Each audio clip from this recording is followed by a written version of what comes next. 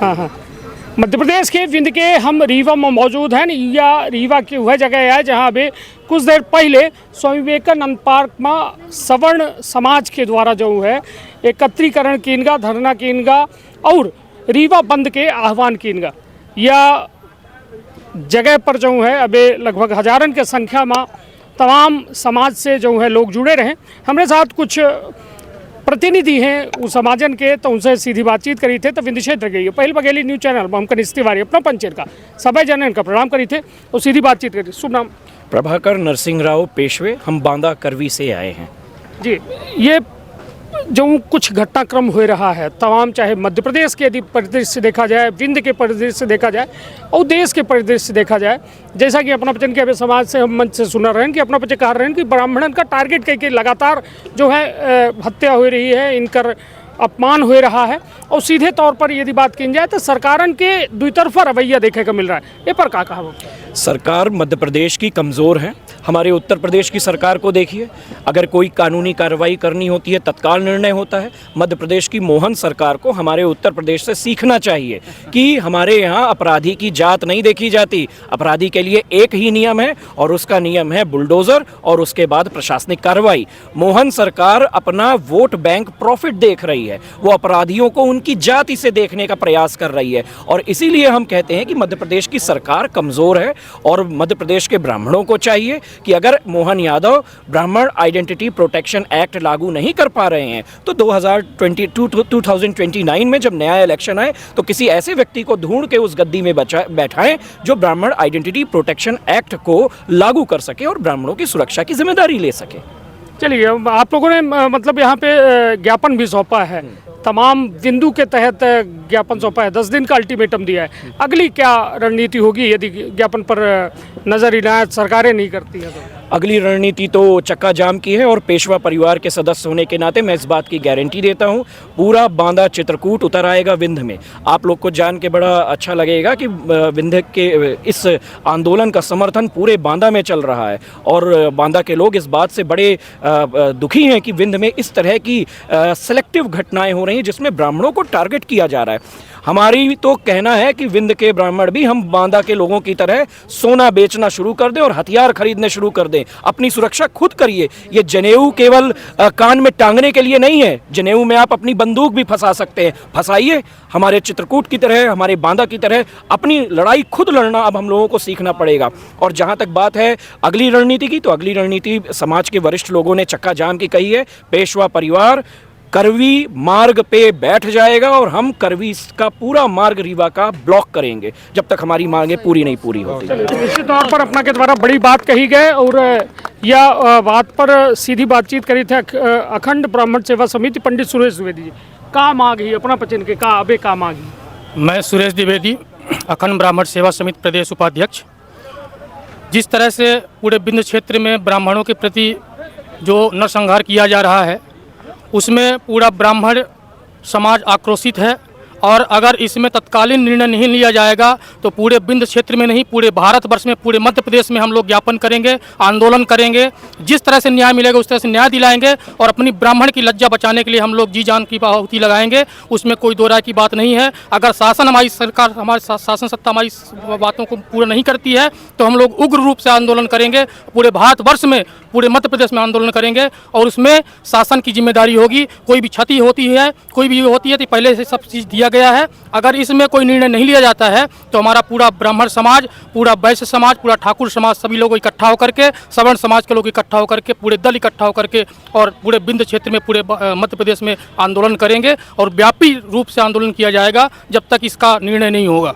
चलिए, बहुत बहुत धन्यवाद। और निश्चित तौर पर अपना मूल्य समय दिया ना, वो लगातार यदि देखा जाए तो रीवा माँ बंद के आह्वान कीनगा और यह बंद जो है का पुलिस प्रशासन और जिला प्रशासन तो कह रहा है कि या मतलब कोनो बंद के असर नहीं रहा, लेकिन तमाम जो शहर के अंदर से तस्वीर आई वह हजारन के संख्या में लोग शामिल भई ये पूरे धरना हुआ आंदोलन में।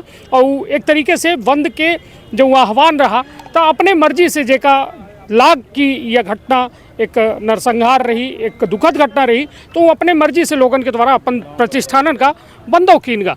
तो निश्चित तौर पर भाई साहब का अभी हम सुन रहे हैं ना, वो प्रयास हमारा यह है कि अपनों के माध्यम से हम ये जानना चाहिए थे कि जैसा अभी प्रभाकर जी बड़ी अच्छी बात कही कि घरे के सोना बेच के अब बंदूक खरीदे की आवश्यकता है और घरे में सुरक्षा सामग्री रखने की आवश्यकता है। मानी थे अपना कि अब जरूरत आएगी। देखिए ये अवश्य ज़रूरी है। हम लोग तो वसुधैव कुटुम्बकम और सर्वेभवन्तु सुखिनः की बात करते रहे हैं और इस देश की आज़ादी के लिए 550 साल लगभग ये देश गुलाम रहा है। तो आप तो पेशवाओं के वंशज से हैं, तो हमने अपने खून पसीने से इस देश को सींचा है। तो अगर 1857 में हमने अपने कान पे पट्टी पे गोली मारी थी, तो आज गोली मारने खुद को मारने की ज़रूरत नहीं है। इस समाज के लिए अब वो तलवार उठाने की ज़रूरत है कि अगर हमें न्याय नहीं मिलेगा तो हम न्याय की लड़ाई खुद लड़ने में आगे आएंगे और लड़ेंगे और अपने न्याय के लिए समाज को स्थापित करने का ब्राह्मणों का हमेशा उद्देश्य रहा है। तो उस कार्य को करने का भी कार्य करेंगे। यहाँ की जो सरकारें हैं वो दम्भी हो चुकी हैं। उन सरकारों को वोट बैंक की राजनीति में ये नहीं दिखाई दे रहा है कि सनातन धर्म किन रास्तों पे चलता रहा है। ब्राह्मण पथ प्रदर्शक रहा है, वो वोटर नहीं, वो मोटिवेटर रहा है। वो जिस ओर चलता है उधर सब कुछ सारा जमाना चलता है। और आज का जो मार्च रहा वो बेहद सफल रहा और आगे भी बड़े बड़े आंदोलन होगी। ये तो एक चेतावनी है इस सरकार को कि अगर ये कार्रवाई करती है तो ठीक है, नहीं करती है तो ब्राह्मण समाज उग्र आंदोलन के लिए बाध्य होगा और समाज के न्याय की लड़ाई के आगे रहेगा और लड़ करके दिखाएगा कि समाज में न्याय कैसे स्थापित किया जाता है। बहुत बहुत धन्यवाद। और निश्चित तौर पर यह तमाम जो आंदोलनकारी रहे, धरना प्रदर्शनकारी रहे, उनसे हम लगातार बातचीत ऐसे कह रहे हैं कि आखिरकार जब कोनो धरना होता है या कोनो ये में आंदोलन होता है, ओमा कऊ में विचार लेके लोग पहुंच रहे हैं और तमाम ही विचारन के फलस्वरूप परिणाम का निकले वाला है। काहे कि 10 दिन के अल्टीमेटम दिन का है। अब देखा भी है दिलचस्प कि अल्टीमेटम के का कुछ असर प्रशासन हो सरकार में देखे को मिली। तो अपन अपने परिवार के रखा बहुत ख्याल। धन्यवाद, प्रणाम।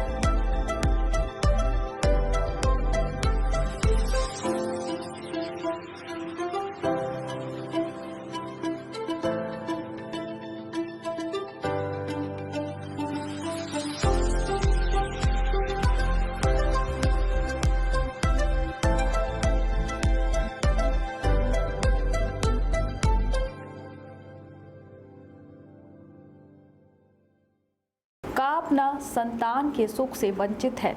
अब बहनें संपर्क करी विंध्य क्षेत्र के विख्यात पहिल टेस्ट ट्यूब बेबी सेंटर से। महिला से संबंधित कोनो गंभीर समस्या के खातिर संपर्क करी प्रतिदिन पुराना तीर्थ मेमोरियल अस्पताल कुटेही रीवा। संपर्क कर सके थे 8821000416 पर या 076623524551 पर। डॉक्टर बीना मिश्रा स्त्री रोग एवं बांझपन विशेषज्ञ से प्रथम IVF क्लिनिक, IVF मौत तकनीकी, लेजर हैचिंग के उपयोग,